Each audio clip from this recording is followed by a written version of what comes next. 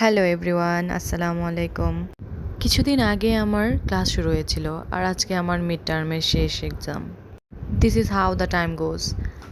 এই তো বৃষ্টি শেষ হতে হতে বাস ধরতে চলে আসলাম। বৃষ্টির জন্য ফার্স্ট বাসটা মিস হয়ে গেল। এখন এর পরের বাসে উঠে পড়লাম।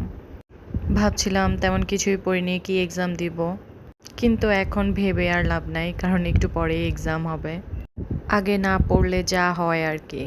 প্রথমে তো ভেবে ভালোই লাগছিল যে আজকে এক্সাম শেষ, সবাই মিলে আড্ডা দিব অ্যান্ড 2 দিন বাসায় বসে চিল করব, কিন্তু স্যাররা তো আর এটা হতে দিবে না কখনোই।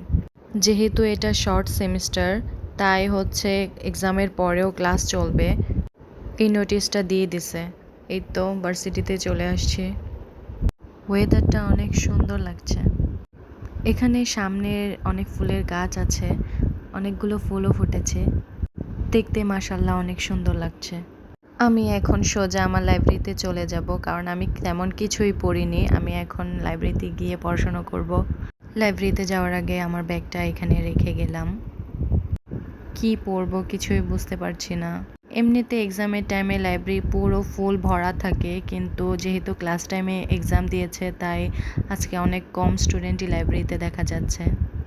আমাদের লাইব্রেরির ভিতরে অনেক সুন্দর, প্রত্যেকটা ডিপার্টমেন্টেরই বুকস এখানে আছে। সব স্টুডেন্টরা এখান থেকে বই নিয়ে পড়তে পারে। প্রায় 1.5 ঘন্টা পড়ার পরে আমার খিদে লেগে যায় আর আমি ক্যান্টিনে চলে যাই খাবার খেতে। একটু পরে এক্সাম শুরু হবে, তাই আমি জাস্ট সিঙ্গারা নিয়ে নিছি। এরপর আমি খাওয়া শেষ করে আবার 2 তলায় চলে যাই কমন রুমে।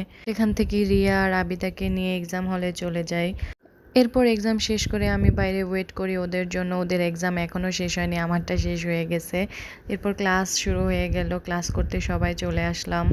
এক্সাম দিয়ে অনেক টায়ার্ড ছিলাম, তাই স্যারকে বলছিলাম যে স্যার তাড়াতাড়ি ছুটি দিয়ে দেন, বাস ছেড়ে চলে যাবে আমাদের।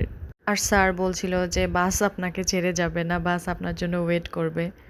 আজকে রাস্তায় অনেক জ্যাম ছিল, তাই একটু আগেই আমি নেমে পড়ি। এই তো বাসার দিকে যাচ্ছি। আজকের দিনটা এভাবেই কাটলো আলহামদুলিল্লাহ।